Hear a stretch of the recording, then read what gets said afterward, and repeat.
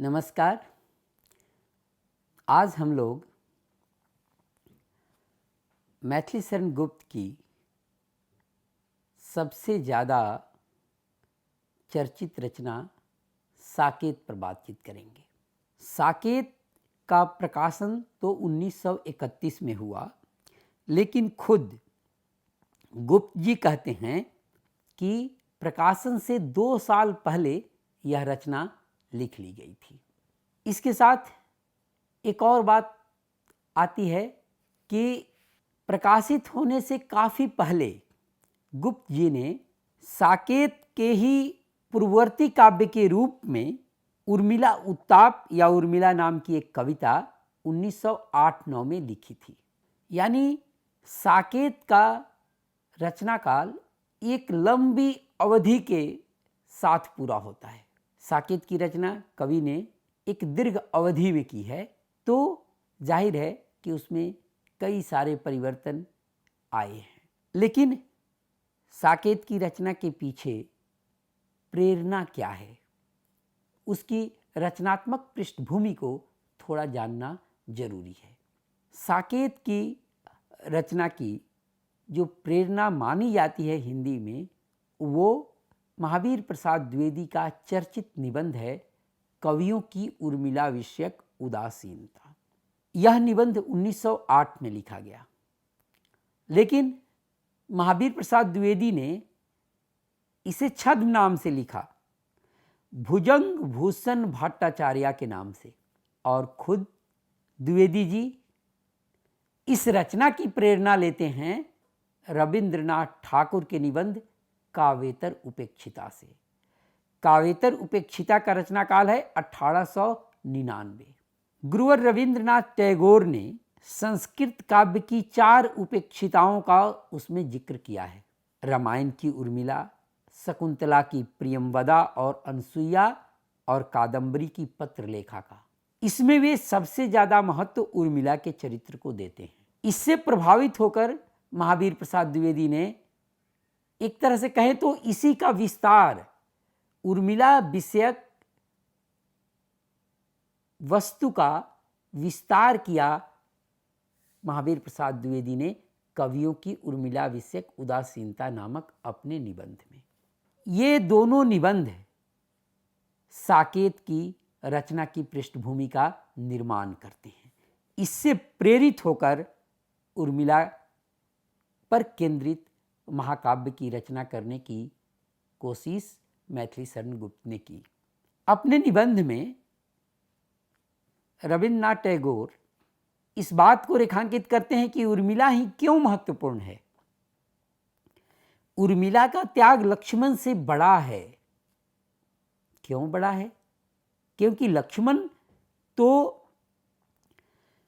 अपने कर्तव्य पथ पर आगे बढ़ते हैं, वे अपने आराध्य राम और सीता के साथ वन चले जाते हैं।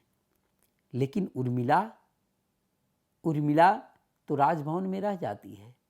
नवविवाहिता उर्मिला अपने पति से शादी की मांगलिक वेला के तुरंत बाद नवविवाहिता जो नए नए सपने देख रही थी, वह अपने पति से बिछुड़ जाती है। इसलिए टैगोर कहते हैं कि जो उर्मिला का क्रंदन है वह विश्वव्यापी विलाप है। स्वामी के साथ परिचय के बाद इतने लंबे समय का विरह और विरह के बाद मिलन, ये 3 बिंदु टैगोर को उर्मिला के चरित्र में विशिष्ट दिखते हैं, जिसकी वजह से वे उर्मिला के चरित्र को ज़्यादा महत्व का मानते हैं। गुप्त जी उर्मिला के इस विश्लेषण से प्रभावित होकर उर्मिला को केंद्र में रखकर अपने इस महाकाव्य का ढांचा तैयार करते हैं। लेकिन अपने आरंभ में, प्रारंभिक सर्गों में गुप्त जी 6 कवियों का स्मरण करते हैं, जिसमें तुलसी हैं, वाल्मीकि हैं, भास हैं, भवभूति हैं। और इसके साथ साथ कालिदास हैं। इसमें से 4 कवि ने तो पूर्णतः या आंशिक रूप से रामकथा को आधार बनाया है। कालिदास के शाकुंतलम से भी गुप्त जी प्रभावित रहे हैं, लेकिन इन सबके प्रभाव के वश ही उन्होंने साकेत की रचना की हो, ऐसा भी नहीं कहा जा सकता। वैसे कई आलोचक कई तरह की बात कहते हैं।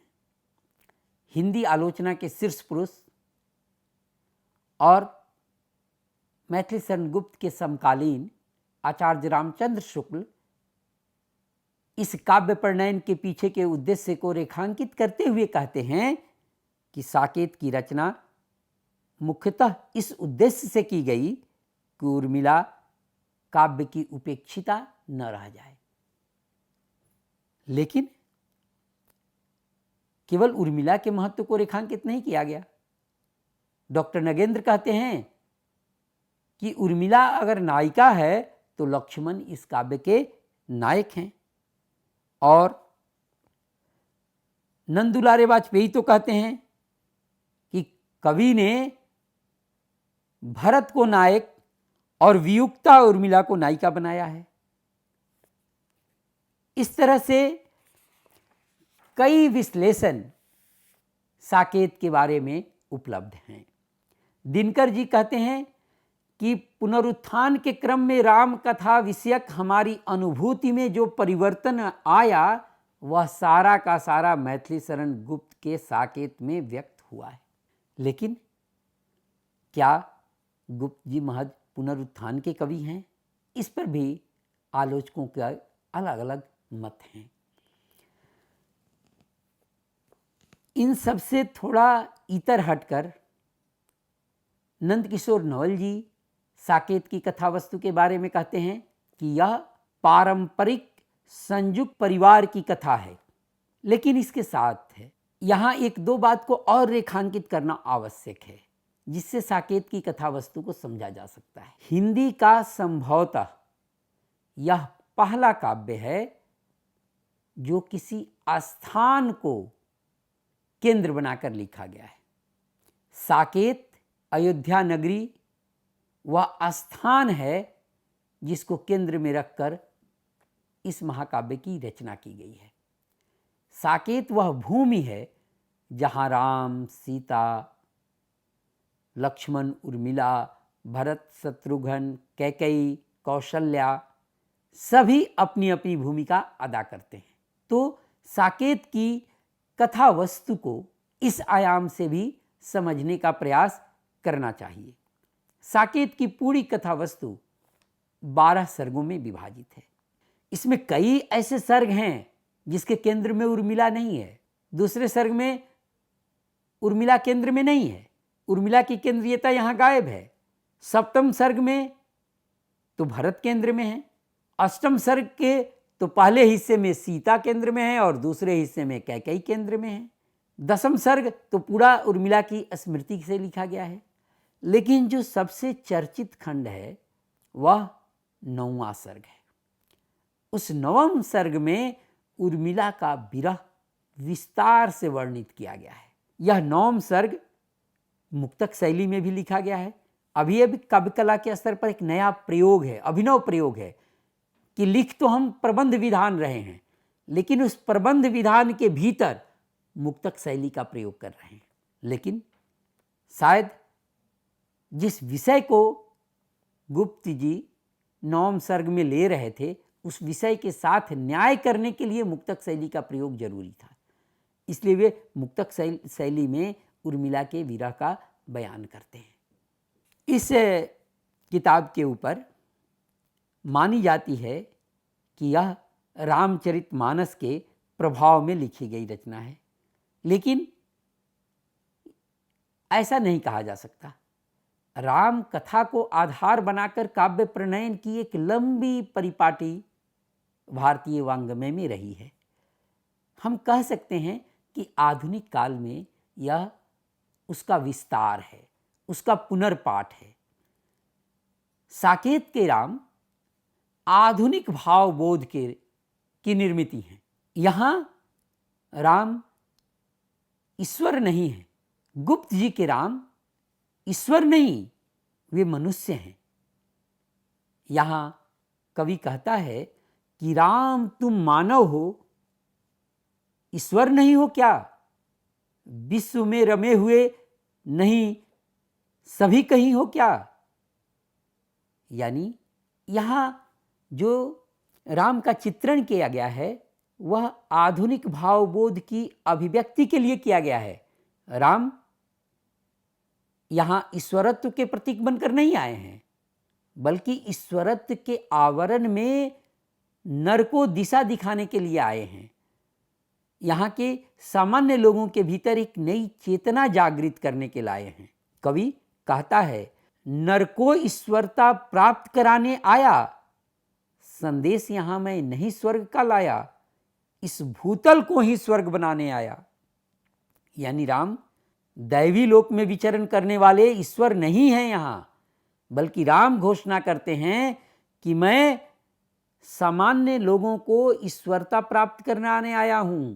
यानी इस पृथ्वी पर एक ऐसा राज्य स्थापित करने के लिए अवतरित हुआ हूं जिसमें किसी को पीड़ा दैन्य का सामना न करना पड़े, सभी सुखपूर्वक अपना जीवन यापन कर सकें। इसलिए राम इस पृथ्वी पर अवतरित हुए हैं। इस भूतल को ही स्वर्ग बनाना उनका ध्येय है। इसी तरह से हम अन्य पात्रों के चरित्र को भी देखें, उनके कथन को भी देखें, तो यह साफ तौर पर दिखेगा कि साकेत एक आधुनिक काव्य है, आधुनिक संवेदनाओं की अभिव्यक्ति के लिए लिखा गया काव्य है। उसने केवल पौराणिक कथा से राम कथा को लिया भर है, लेकिन उस कथा में नई अर्थ छवियों को उन्होंने भरा है। देखिए, अब पौराणिक राम कथा में लक्ष्मण और उर्मिला का मिलन उस रूप में नहीं दिखाया गया है, लेकिन साकेत के रचयिता ने लक्ष्मण और उर्मिला के मिलन को दिखाया है। यह लक्ष्मण उर्मिला के उस मिलन में ठीक है कि वह उष्मा नहीं है जो नव दंपति में होती, क्योंकि 14 वर्षों के वनवास के बाद दोनों मिलते हैं, लेकिन उन दोनों के बीच एक शारीरिक आकर्षण बना हुआ है। वो दोनों एक दूसरे को आलिंगन में लेते हैं। यह दृश्य महत्वपूर्ण है और यह बताता है कि किस तरह से नई काव्य संवेदनाओं से भरा है कवि ने राम कथा को। एक और प्रसंग का यहाँ उल्लेख करना जरूरी है, कैसे गुप्त जी साकेत को आधुनिक भावबोध का काव्य बनाते हैं। वे कहते हैं, ये लक्ष्मण का कथन है, जब वनवास का समय आता है और दशरथ जब राम को वनवास देते हैं तो लक्ष्मण क्रोध में कहते हैं, भला वे कौन हैं जो राज्य लेवें, पिता भी कौन हैं जो राज देवें, प्रजा के अर्थ है साम्राज्य सारा। अब देखिए, यह एकदम नया भावबोध है। पूरा का पूरा साम्राज्य किसके लिए है? प्रजा के लिए है। ये राजा के सुख भोग के लिए नहीं है। यह राजा की कोई पैतृक संपत्ति नहीं है कि वह जिसे चाहे उसे अपना उत्तराधिकारी बना दे। यह पूरा का पूरा साम्राज्य प्रजा का है। यह राज्य की एक नई संरचना बनाने का आग्रह है। साकेत में यह आग्रह बहुत मजबूती के साथ अभिव्यक्त हुआ है। इसके साथ ऐसा भी नहीं है कि परंपरा से पूरी तरह विच्छेद है। परंपरा का निर्वहन आधुनिक संदर्भों में कैसे किया जाए, जैसा नंदकिशोर नवल जी ने जो कहा है कि यह एक संयुक्त परिवार की अवधारणा को अभिव्यक्त करने वाला काव्य है।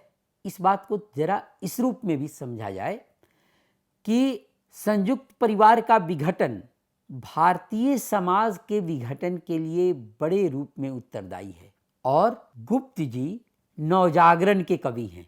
नवजागरण, उस नवजागरण के जिसका उन्मेष गांधी के नेतृत्व में स्वाधीनता आंदोलन में हो रहा है। गांधी के नेतृत्व में स्वाधीनता आंदोलन का एक बड़ा मजबूत पहलू यह था कि अंग्रेजों के आने से पूर्व भारतीय समाज की जो विशेषताएं थीं, जो उसकी ताकत थी, उस ताकत के प्रति न केवल आदर भाव हो बल्कि उसको पुनर्स्थापित करने का भी प्रयास किया जाए। संयुक्त कुटुंब की अवधारणा एक ऐसी ही सामाजिक विशेषता रही है भारतीय समाज की। गुप्त जी का आग्रह उस संयुक्त कौटुंबिक परिवार की अवधारणा को स्थापित करने की है, ताकि भारतीय सामाजिक संरचना के भीतर जो बिखराव, जो विलगाव पैदा हुआ है, वह बिखराव और विलगाव खत्म हो सके। साथ ही एक और संकेत भी देना है। पश्चिम के राज्य जो अपने को सभ्य और सुसंस्कृत कह रहे थे, जो दुनिया को सभ्यता का पाठ पढ़ाने आ रहे थे, दरअसल वहां सत्ता पर कब्जा के लिए आपस में भयंकर लड़ाइयां हो रही थी, भ्रातृघात तक हो रहे थे। वैसे समय में गुप्त जी उस राज्यादर्श को स्थापित करते हैं जहां राज्य के संचालन को कोई महत्व नहीं दिया जाता। भरत भी उस राज्य को त्यागना चाहते हैं। राम तो पिता के आदेश का पालन करते हुए राज्य को भरत को सौंप कर चल देते हैं। तो यह केवल राम और भरत की कथा नहीं है, बल्कि राज्य सत्ता के प्रति निर्मोहीपन के भाव को ज्यादा रेखांकित करना है यहाँ ध्येय।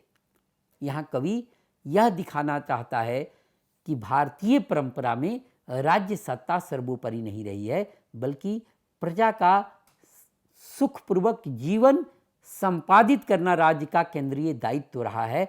इसलिए वह एक कर्तव्य बोध है, वह केवल अधिकार नहीं है।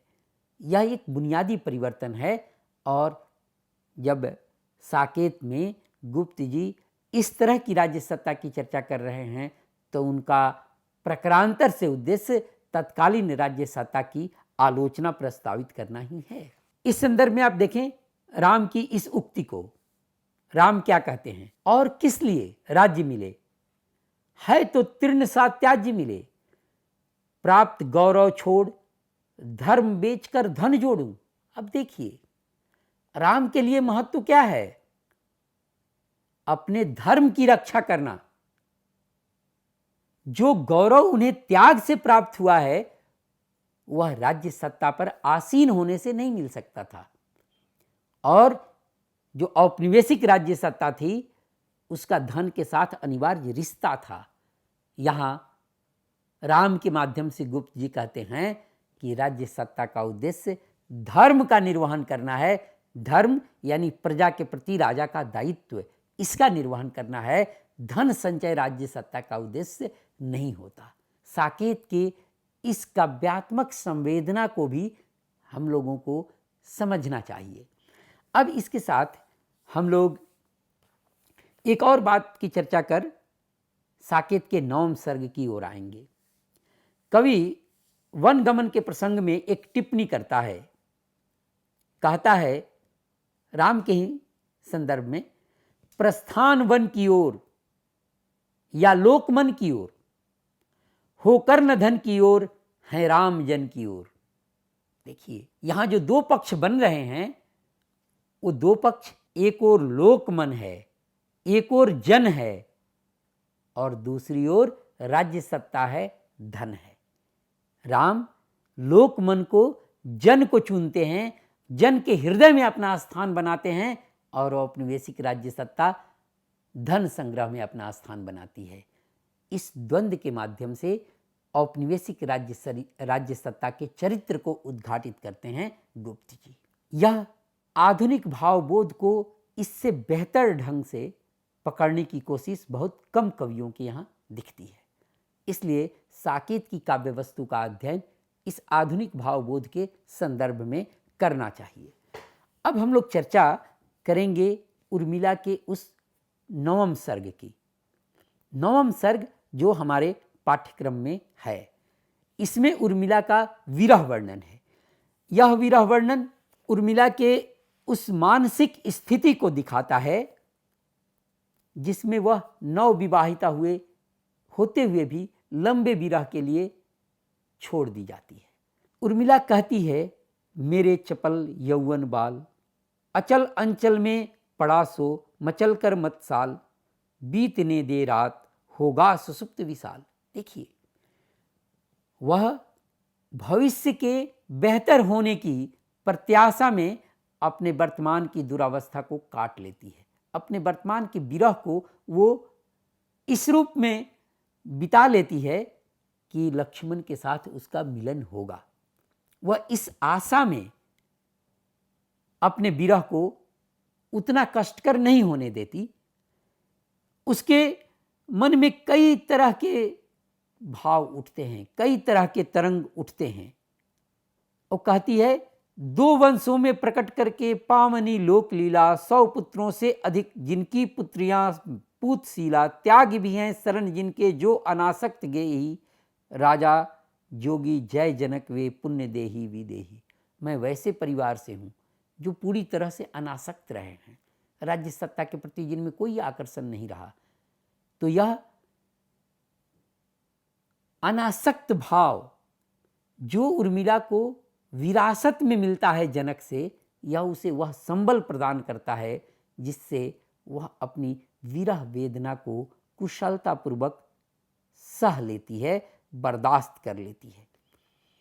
कवि कहता है, करुणे क्यों रोती है, उत्तर में और अधिक तू रोई, तेरी विभूति जो है उसको भवभूति क्यों कहे कोई। अब देखिए, यहाँ संदर्भ है क्या, भवभूति ने पहली बार उर्मिला और लक्ष्मण के प्रसंग में यह दिखलाया कि उर्मिला लक्ष्मण के विरह में सूख कर कांटा हो गई है। और जब लक्ष्मण वन से आते हैं तो सीता उर्मिला की ओर इशारा करके लक्ष्मण से पूछती है कि यह कौन है, तो लक्ष्मण कट कर रह जाते हैं। उर्मिला के इस दृश्य को मैथिली शरण गुप्त ने थोड़ा और रोचक बनाने का प्रयास किया है। देखें, जो अंतिम पंक्तियां हैं, मेरे उपवन के हरिण आज वनचारी, मैं बांध न लूंगी तुम्हें तजो भय भारी, गिर पड़े दौर सौमित्र प्रिया पद तारा में, वह भीग उठी प्रिय चरण धरे दृग जल में। देखिए, यहाँ भी सीता लक्ष्मण को कहती है कि अरे जाओ, जरा अंदर से कुछ लाओ जिससे मैं जो वन का उपहार लाई हूँ वह लोगों के बीच वितरित कर सकूं। लक्ष्मण अंदर जाते हैं और वहाँ वे उर्मिला का दर्शन करते हैं। उर्मिला को देखते ही लक्ष्मण के अंदर एक अपराध बोध पैदा होता है और वह अपराध बोध लक्ष्मण को इतना द्रवित कर देता है कि उर्मिला के साहचर्य को वे बर्दाश्त नहीं कर पाते। वे उर्मिला के चरणों में गिर जाते हैं। अब यह दृश्य राम कथा से एक बड़ा विचलन है। राम कथा से यह कभी भी राम कथा में इसे माना जाता कि यह मर्यादा का हनन है, लेकिन यहाँ मर्यादा का हनन नहीं, बल्कि यहाँ लक्ष्मण के चरित्र को और प्रमाणिक बनाने के लिए अपराध बोध से ग्रसित व्यक्तित्व के रूप में दिखाया गया है। यह लक्ष्मण का प्रामाणिक व्यक्तित्व साकेत को और आधुनिक भावबोध के काव्य के रूप में प्रतिष्ठापित करता है। यहां पर कई बार उर्मिला के मन स्थिति का बयान करने के लिए कवि ने फैंटेसी का सहारा लिया है। देखिए, हम लोग हिंदी कविता में पढ़ते हैं कि फैंटेसी का प्रयोग पहली बार मुक्तिबोध ने किया, लेकिन फैंटेसी के इस प्रयोग को उर्मिला के भाव तरंगों को अभिव्यक्त करने के लिए गुप्त जी ने साकेत में बखूबी इस्तेमाल किया है। और इसका कुछ प्रयोग उत्तर रामचरित में भी दिखाई पड़ता है, लेकिन वहाँ वह राम के संदर्भ में है, और यहाँ साकेत में फैंटेसी का वह प्रयोग उर्मिला के संदर्भ में किया गया है। इस तरह से हम देखते हैं कि साकेत पौराणिक राम कथा को लेकर आधुनिक भावबोध की सशक्त अभिव्यक्ति के काव्य के रूप में हमारे सामने आता है। साकेत की प्रासंगिकता इस आधुनिक भावबोध का संवहन करने में है। हम देखते हैं कि उस समय, जिस समय साकेत की रचना हो रही है, उस समय छायावाद अपने उरोज पर है। छायावाद के उस समय में साकेत का कवि राम कथा को इस आधुनिक भावबोध से युक्त करके एक नए कलेवर में पेश करता है। गुप्त जी की काव्य प्रतिभा इस कलेवर को प्रदान करने में है और हमें साकेत को इसी रूप में पढ़ने का प्रयास करना चाहिए। धन्यवाद।